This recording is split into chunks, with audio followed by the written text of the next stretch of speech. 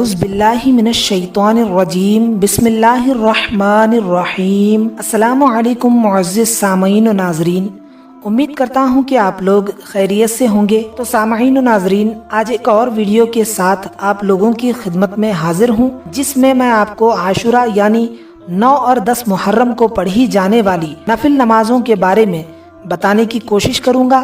لہٰذا آپ لوگوں سے ادباً گزارش ہے کہ اس ویڈیو کو مکمل دیکھیں تاکہ آپ لوگوں کو عاشورہ کی نفل نمازیں کس طرح ادا کرنا ہے وہ اچھی طرح سے معلوم ہو جائے۔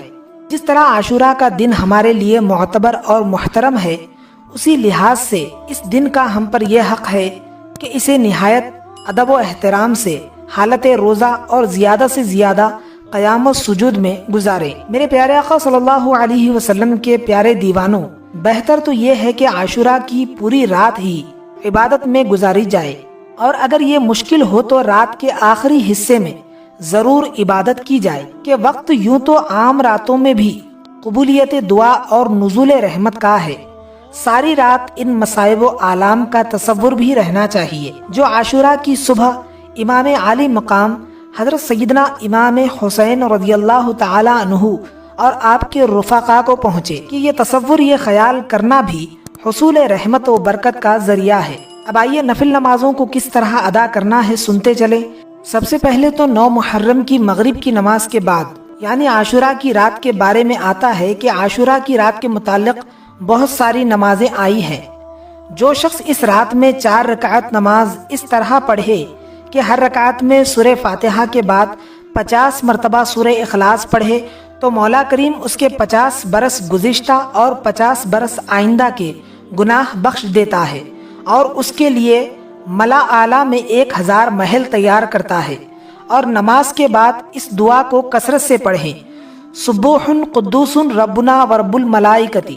اور اسی رات یعنی عاشورہ کی رات 2 رکعت نفل نماز قبر کی روشنی کے لیے بھی پڑھی جاتی ہے۔ 2 رکعت نفل نماز اس طرح ادا کریں کہ ہر رکعت میں سورہ فاتحہ کے بعد 3 مرتبہ سورہ اخلاص پڑھیں، تو اللہ تعالیٰ قیامت تک اس کی قبر کو روشن رکھے گا۔ اب آئیے یہاں پر عاشورہ کے دن پڑھی جانے والی نمازوں کے بارے میں بتایا جاتا ہے۔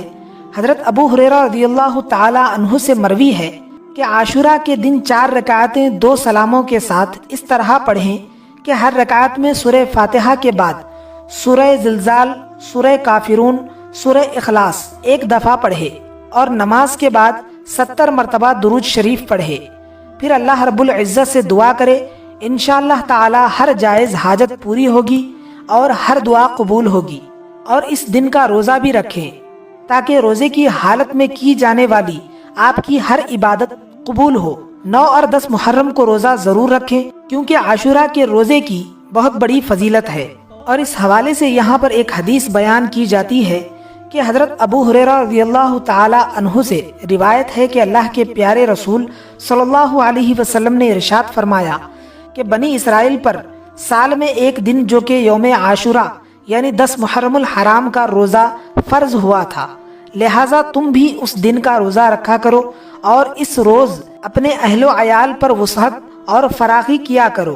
اور جس نے اپنے مال میں سے اس عاشورے کے روز اپنے اہل و عیال پر ہاتھ کھلا کیا یعنی دل کھول کر خرچ کیا، تو اللہ تعالیٰ سارا سال اسے وسعت عطا فرمائے گا۔ اور جس نے اس روز روزہ رکھا تو اس کے 40 سالوں کا کفارہ بن جائے گا۔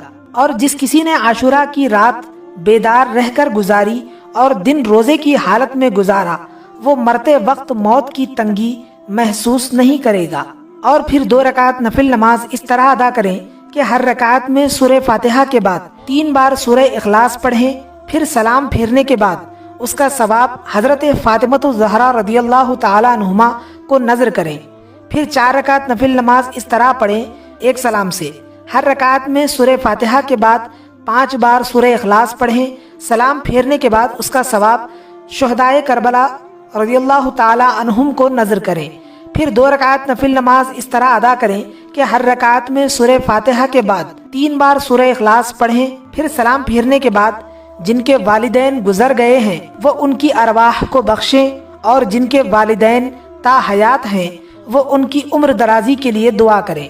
امید کرتا ہوں کہ آپ کو ہماری یہ ویڈیو اچھی لگی ہوگی۔ اگر اچھی لگے تو اپنے دوستوں، احباب اور رشتہ داروں کے ساتھ ضرور شیئر کریں، اور اگر آپ لوگوں نے ابھی تک ہمارے چینل کو سبسکرائب نہیں کیا ہے تو فوراً سبسکرائب کر لیں اور ساتھ میں بیل آئیکن پر بھی لازمی کلک کریں تاکہ ہماری آنے والی ہر نئی ویڈیو آپ کو سب سے پہلے مل جائے۔